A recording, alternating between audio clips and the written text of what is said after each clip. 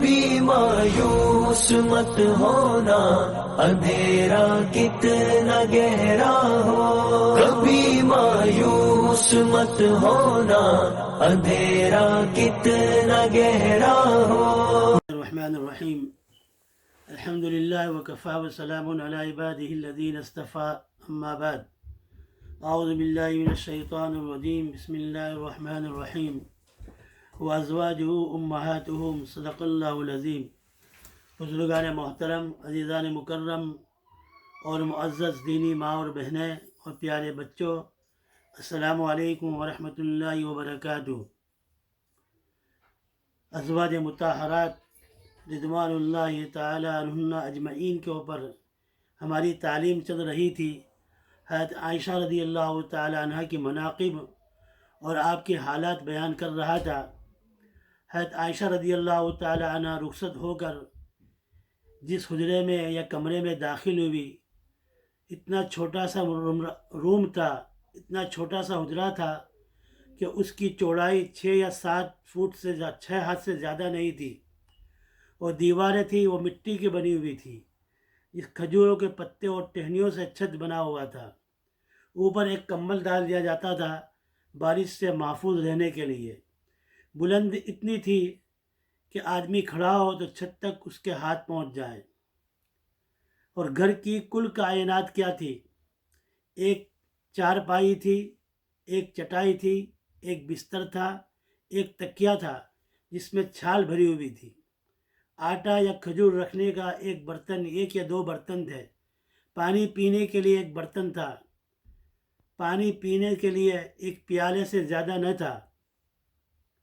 مسکن مبارک اگرچہ انوار نور سے بھرا ہوا تھا، خصوصاً جب رات کو رسول اللہ صلی اللہ تعالی علیہ وسلم قیام فرماتے تھے اور نماز پڑھتے تھے تو اللہ کے نور کی تنویرات سے گھر جگمگ ہوتا تھا۔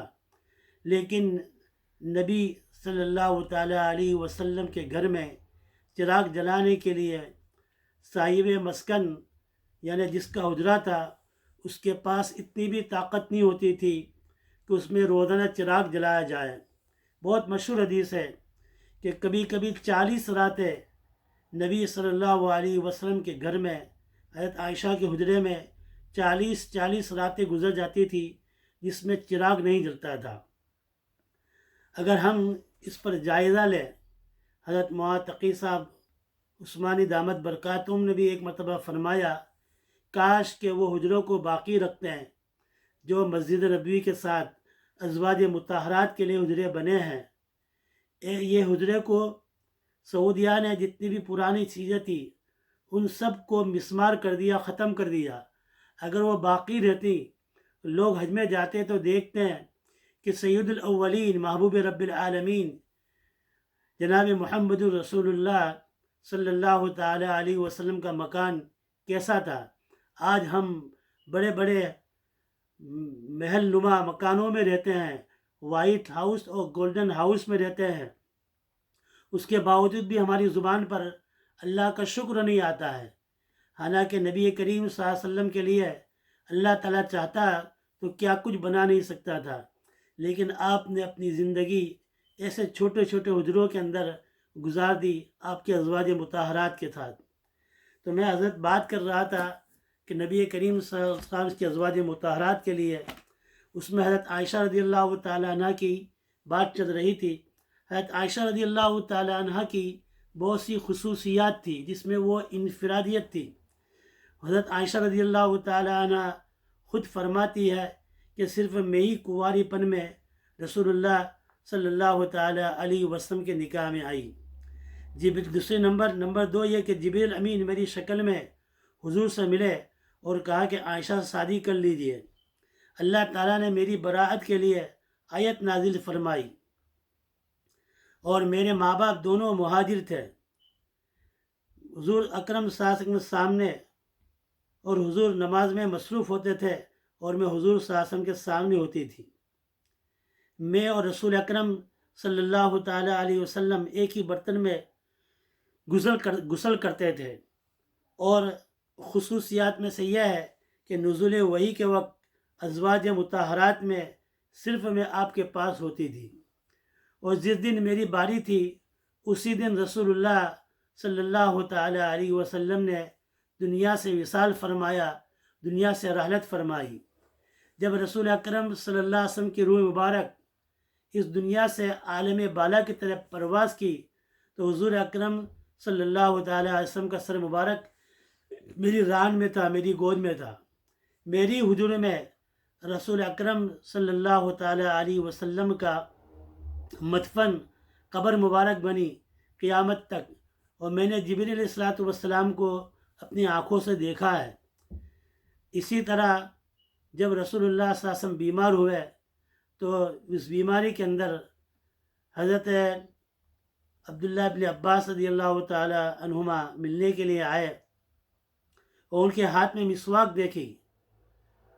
حضور نے اشارہ فرمایا کہ میں مسواک کرنا چاہتا ہوں، لیکن اتنی زیادہ کمزوری تھی، حضرت عائشہ رضی اللہ تعالیٰ سمجھ گئی تو انہوں نے مسواک لی اور ہتھوڑا نرم کیا، پھر رسول اللہ صلی اللہ علیہ وسلم کو دیا، لیکن اس وقت اتنی کمزوری تھی کہ آپ وہ چبا نہیں سکتے تھے، پھر حضرت عائشہ کو دیا۔ پھر اس طرح جو ہے یہ ہوا، یہ خصوصیت تھی کہ رسول اللہ صلی اللہ علیہ وسلم کی زندگی کے آخری لعاب حضرت عائشہ کے منہ میں گیا، اور عائشہ کا لعاب جو ہے وہ رسول اللہ صلی اللہ علیہ وسلم کے منہ میں گیا۔ یہ حضرت عائشہ رضی اللہ تعالیٰ عنہ کی بہت سی خصوصیات ہے، ان میں سے چند خصوصیات کا میں نے آپ کے سامنے ذکر کیا۔ اللہ تعالیٰ سے دعا ہے کہ اللہ تبارک و تعالیٰ ہماری تعلیم کو قبول فرمائے، اور اللہ تعالیٰ ہمارے دلوں کے اندر رسول اکرم صلی اللہ تعالیٰ علیہ وسلم کی محبت، عظمت، اتباع، غلامی اور نقش قدم پر چلنے کی ہمیں توفیق عطا فرمائے۔ ہمیں نبی کریم صلی اللہ تعالیٰ علیہ وسلم کے گھرانے ازواج مطہرات سے محبت عطا فرمائے، اور ہمیں رسول اللہ صلی اللہ تعالیٰ علیہ وسلم کی اہل بیت سے محبت عطا فرمائے۔ آپ کے تمام صحابہ سے ہمارا ان سے محبت کرنا ہمارا جزو ایمان ہے، ہمیں محبت عطا فرمائے، ان کے نقش قدم پر چلنے کی اللہ تعالیٰ ہم سب کو توفیق عطا فرمائے۔ اللہ تعالیٰ ہم سے راضی ہو جا، اللہ تیری رضا والے کام کرنے کی توفیق عطا فرما۔ یا ارحم الراحمین، تو مقلب القلوب والابصار، تو ان اللہ علی کل شیء قدیر ہے، فعال لما یرید ہے۔